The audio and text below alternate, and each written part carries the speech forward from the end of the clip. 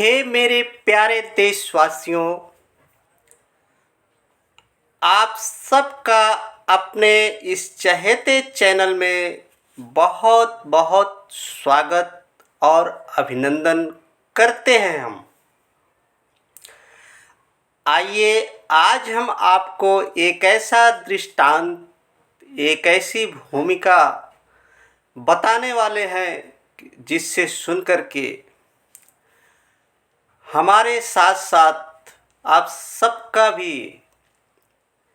हृदय परिवर्तन होगा और आप सब जो है उसके भावार्थ को, उसके सारांश को समझें और मनन करें और अपने ज्ञान से, अपने पराकाष्ठा से उसको पूर्ण रूप से समझने का प्रयास करें और अपने जीवन में परिवर्तन को आते हुए देखेंगे।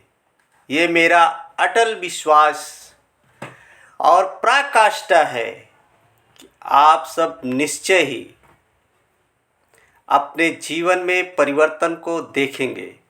इस फूल की भांति जो हर पल हर क्षण परिवर्तित हो रहा है, बदल रहा है, हम अपनी आँखों से देख सकते हैं। ठीक इसी प्रकार अपने जीवन को बदलते हुए हम अवश्य देखेंगे। एक समय की बात है, भगवान बुद्ध राजगृह में ठहरे हुए थे और उनका एक शिष्य था जिसका नाम अश्वजीत था। और वो शिष्य ऐसा शिष्य था कि जो उसे सिखाते थे, बताते थे। वो अनेक भिक्षुओं की तरह वो नहीं था। वो बेचारा अश्वजीत नाम का भिक्षु भूल जाता था और अनेक प्रकार के जो भिक्षु थे वहाँ पे, वो लोग उस पे धीरे धीरे ताना मारने लगे।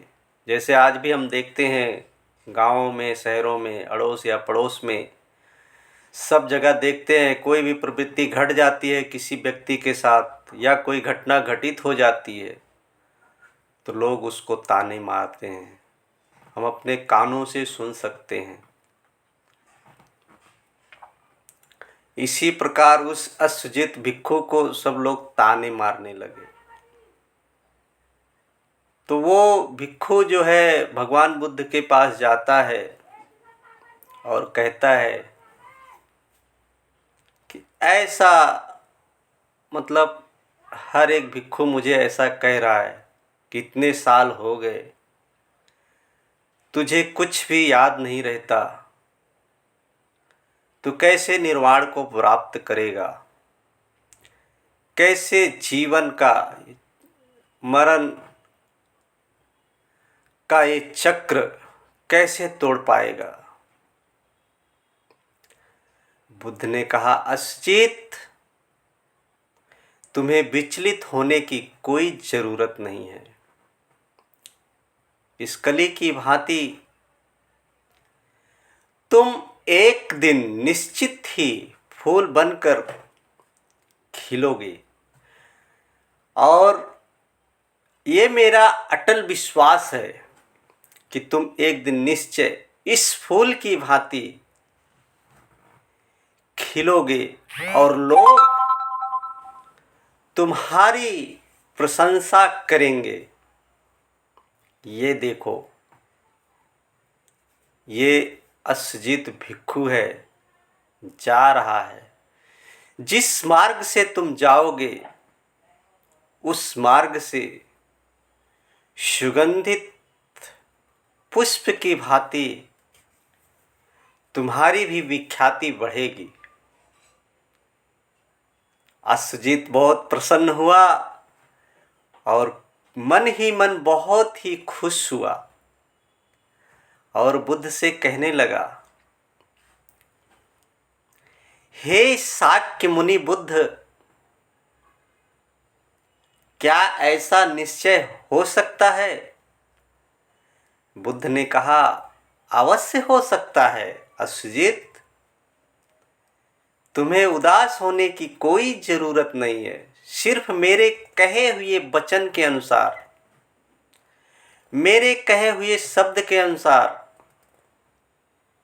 तुम सिर्फ 3 चीज तो याद कर सकते हो। अश्वजीत बोला, हाँ शाक्य मुनि, हम 3 चीज तो याद कर सकते हैं। बुद्ध ने उसको उपदेश देते हैं और कहते हैं, शाक्य मुनि, बुद्ध अश्वजीत से कहते हैं, अपने मन से, पहला है ये कि अपने मन से कोई बुरा कृत्य मत करना। और दूसरी बात कहते हैं कि शाक्य मुनि बुद्ध कि हे अश्वजीत, अपनी वाणी अर्थात बोलने के द्वारा इतना ध्यान रखना कि किसी का बुरा ना हो, किसी की चुगली ना हो। अपनी वाणी के द्वारा कोई भी ऐसा पाप कर्म मत करना। और तीसरी बात शाक्य मुनि बुद्ध कहते हैं कि हे अश्वजीत, तुम अपने इस शरीर से कोई भी ऐसा कृत्य या पाप कर्म मत करना। निश्चित ही तुम मोक्ष की प्राप्ति कर सकोगे। इन 3 चीज़ों को सिर्फ मानना और इन 3 चीज़ों के अंदर कार्य करना। तुम निश्चित ही जीवन और मरण के चक्र को तोड़ सकते हो। अश्वजीत बहुत ही प्रसन्न हुआ, बहुत ही लाभान्वित होने लगा और धीरे धीरे धीरे 3 चीज़ों के ऊपर वो कार्य करने लगा। अर्थात वो ध्यान देने लगा कि आज के बाद मैं अपने मन से कुछ भी बुरा करे नहीं करूँगा, अपनी वाणी से किसी को बुरा नहीं कहूँगा और अपने शरीर से कोई पाप कर्म ऐसा नहीं करूँगा जिससे कि किसी व्यक्ति की हानि हो। धन्यवाद देते हैं। आज के लिए बस इतना ही है। आगे के एपिसोड में फिर मिलेंगे। यदि ये वीडियो पसंद आया है तो शेयर करें, लाइक करें, सब्सक्राइब करें। धन्यवाद। फिर मिलेंगे। आप सबका मंगल हो, जीवन सुखी हो।